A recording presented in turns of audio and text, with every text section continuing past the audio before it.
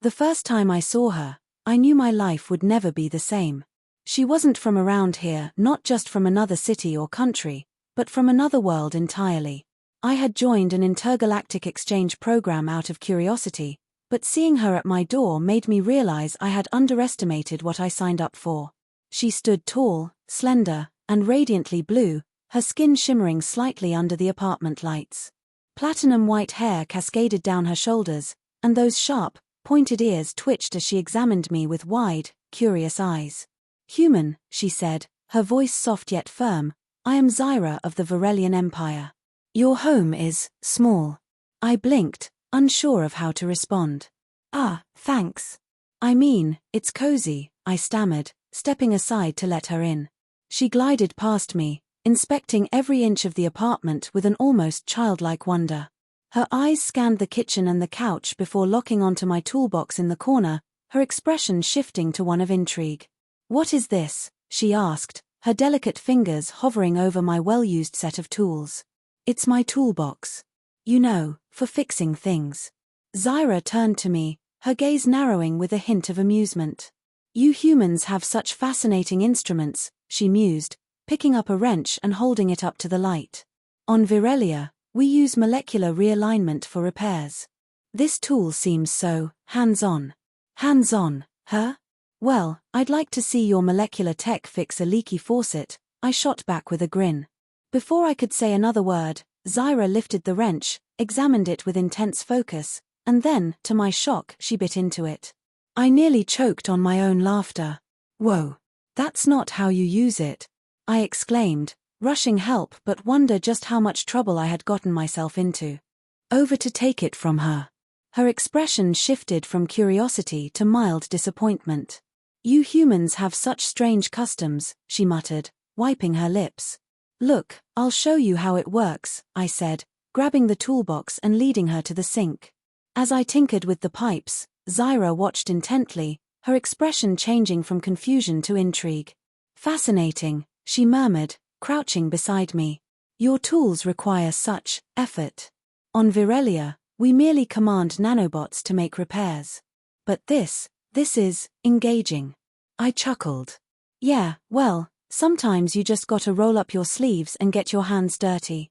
She tilted her head, her gaze lingering on my hands, calloused from years of work. "Your people have an interesting way of dealing with problems," she admitted. "You fix things with persistence. It's admirable." A comfortable silence settled as I finished up. The dripping stopped, and I turned to Xyra with a triumphant grin. "See? Fixed. No nanobots required." To my surprise, she clapped. "Impressive, human. Perhaps I underestimated you." I felt a small swell of pride at her words, but before I could bask in it, she leaned in a little too close, her luminous eyes scanning my face. "But tell me, do all your tools serve only practical purposes?" There was something in her voice, an amused curiosity that sent a shiver down my spine. Yeah. Pretty much. Practical stuff." Xyra smirked, leaning back with a satisfied nod. "Interesting. Then perhaps you can show me more practical human customs." My mind raced, my throat suddenly dry. Was she flirting? Or was this just another facet of her alien curiosity? Maybe I was overthinking it. Whatever the case, one thing was clear: this was going to be an interesting roommate experience. I cleared my throat and forced a casual smile. "Yeah, sure. I mean, there's plenty to learn." Her eyes sparkled. "Good. I am eager to explore all aspects of human life," she said, a hint of mischief in her tone. As I watched her inspecting my toolbox again with too much fascination, I couldn't. It didn't take long for Xyra to settle into my apartment, but adjusting to her presence was an entirely different challenge. I wasn't sure if I was teaching her human customs or if she was showing me just how little I really knew about my own world. Every day brought something new, whether it was her fascination with the microwave, her insistence that my television was a primitive attempt at mental stimulation, or her unexpected knack for fixing things in ways I couldn't explain. One evening, I came home to find her crouched under the kitchen sink, a tangle of wires and tubes spread out around her. "Xyra, what the hell are you doing?" I asked, setting my bag down. Without glancing up, she stated, "Your water filtration system was inefficient. I've optimized it using molecular reconstruction. Now, the water tastes better." I blinked. "You hacked my sink." "You may call it that," she said, standing up and dusting off her hands. "Humans are quite resourceful, but your methods are slow and quaint." I groaned, rubbing my temples. "Look, I appreciate the help, but could you at least ask before messing with my stuff?" Her luminous eyes studied me for a moment, then she nodded solemnly. "Understood. I will seek your permission before enhancing your inferior technology." "Gee, thanks," I muttered, kneeling to inspect her enhancements. To my surprise, the water tasted amazing. Later that night, I was in the middle of showing her how to make a grilled cheese sandwich because apparently, intergalactic travelers had never considered the beauty of melted cheese when she casually asked, "Human, why do you need so many tools?" I glanced at my toolbox, sitting by the counter. "Well, things break. Sometimes you gotta fix them. That's just life." She tilted her head. "But your methods are temporary. You fix something today, it breaks again tomorrow. Would it not be more efficient to make it unbreakable?" I chuckled. "Yeah, well, if we did that, guys like me wouldn't have a job. Besides, sometimes it's not just about fixing stuff, it's about the process, the satisfaction." Xyra considered that for a moment, then nodded as if I'd imparted some great wisdom. "Human resilience is interesting." Just as I was about to answer, the doorbell rang, jolting me from my thoughts. My stomach twisted. Unannounced visits usually meant trouble. I opened the door to find my neighbor, Dave, looking frazzled. "Hey, man, my sink's busted. Got your tools?" With a sigh, I picked up the toolbox. "Yeah, sure. You coming, Xyra?" She hesitated for a moment, her eyes flickering with curiosity before she nodded briskly and followed, a determined look on her face. She followed me with an eager expression. I wished to observe more human repair customs. When we got to Dave's place, he stared at Xyra, blinking in confusion. New roommate." "Long story," I said, kneeling under his sink. "Let's see what we're dealing with." Xyra stood over me, analyzing the situation. "Primitive plumbing systems. I suggest molecular alignment." "Yeah, let's stick to the basics," I replied, tightening a pipe. "Hand me the wrench." She handed it over, watching intently. "Your physical efforts are endearing." I could feel Dave's eyes darting between us, but I ignored him. "Yeah, well, some things still work the old-fashioned way." When we were done, Xyra appeared intrigued. "I think I understand why these tasks captivate you," she mused. "They offer a sense of accomplishment." "Exactly," I said, wiping my hands. "Sometimes, the journey matters more than the destination." She smiled, actually smiled. Perhaps I underestimated the human experience. As we walked back to the apartment, I realized something. Xyra wasn't just learning about human life, she was starting to enjoy it. And somehow, I was starting to enjoy having her around. But something told me our adventures were just beginning. Life with Xyra had settled into an unusual rhythm. Every day presented a fresh challenge, her obsession with human entertainment or her endless curiosity about even the most routine tasks. But things took a turn when she discovered the internet. It started one morning when I walked into the living room and found her staring intently at my laptop, her fingers moving with alarming speed across the keyboard. "What are you doing?" I asked cautiously. She didn't look away from the screen. "Research. Your global information network is extensive. Your species generates an overwhelming amount of data. Some of it is downright baffling, like the human obsession with celebrity gossip." I leaned over her shoulder and nearly choked when I saw the search history. "Xyra, you can't just look up whatever pops into your head. Some of this stuff is, complicated." She turned to me, her eyes filled with genuine curiosity. "Explain. What is the purpose of clickbait? And why do humans consume falsehoods so willingly?" I let out a long sigh and plopped down beside her, bracing myself for another round of alien-level curiosity. "It's complicated. People like sensational stuff. It's entertaining, even if it's not always true." Xyra studied me for a long moment. Fascinating. Human culture thrives on exaggeration and deception for amusement. Curious. She tilted her head. Does this mean I should not believe the claim that your government is controlled by sentient lizards? I groaned. Definitely not. Look, let's set some ground rules. No believing everything you read online, and maybe, stay away from conspiracy theories. She nodded thoughtfully, closing the laptop. Understood. However, I did find one thing that appears consistently across your networks. This concept of romance. It is a dominant theme in human culture. I coughed. Yeah. It's kind of a big deal for us. Xyra's eyes gleamed with intrigue. Tell me more. How does one engage in such matters? I froze. Well, romance is complex.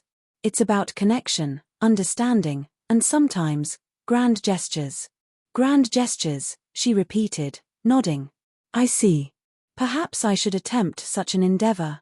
I waved my hands frantically. No, it's not something you just. But it was too late. The next few days were filled with chaos as Xyra attempted what she believed to be grand romantic gestures.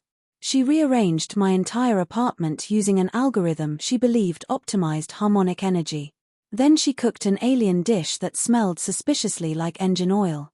To top it off, she wrote a poem comparing me to the structural integrity of a well-maintained spacecraft, which left me both flattered and slightly concerned. Xyra, I groaned after she recited her latest masterpiece, romance isn't just about logic and efficiency. It's emotional, spontaneous, unpredictable. She frowned.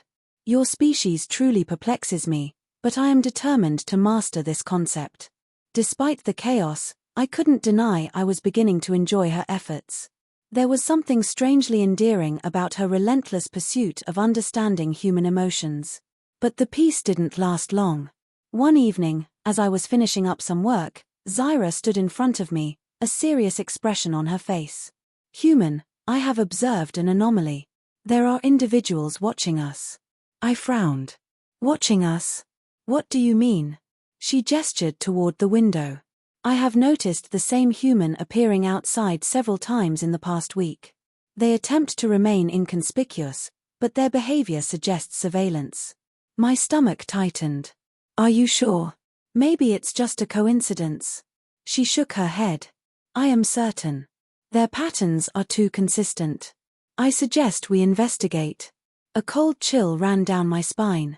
The thought of someone spying on us, especially with Xyra's alien presence, wasn't exactly comforting. Okay, but we have to be careful. As I peeked through the blinds, my heart pounded. Sure enough, a shadowy figure lingered near the corner of the building. Xyra watched my expression and nodded.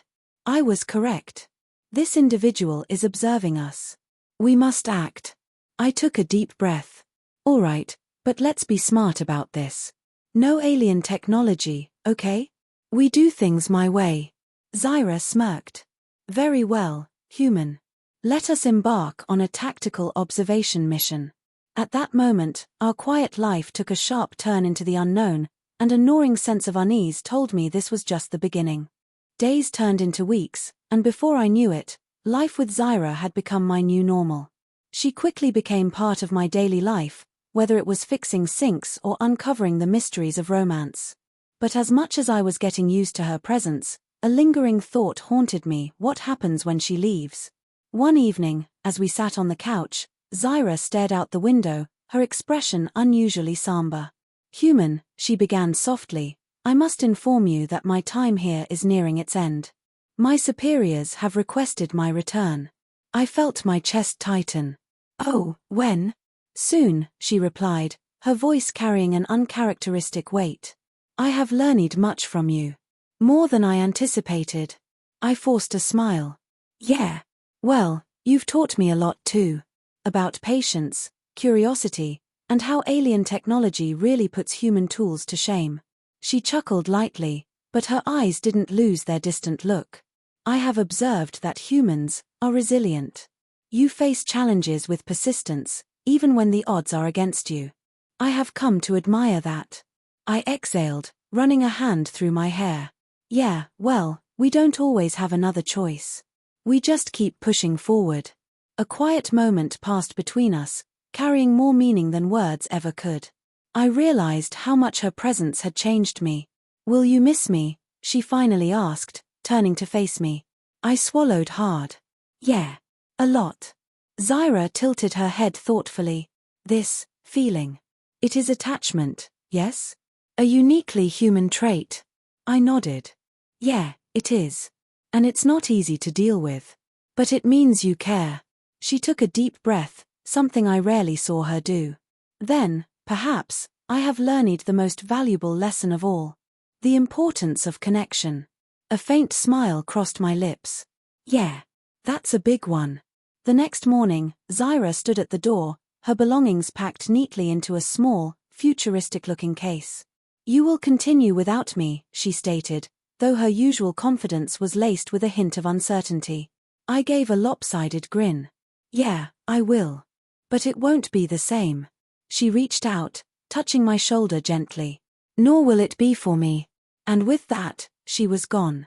Days passed, and I found myself constantly looking at the spot where she used to sit, half expecting her to chime in with some outlandish observation about human inefficiency. But instead, I found something else: growth.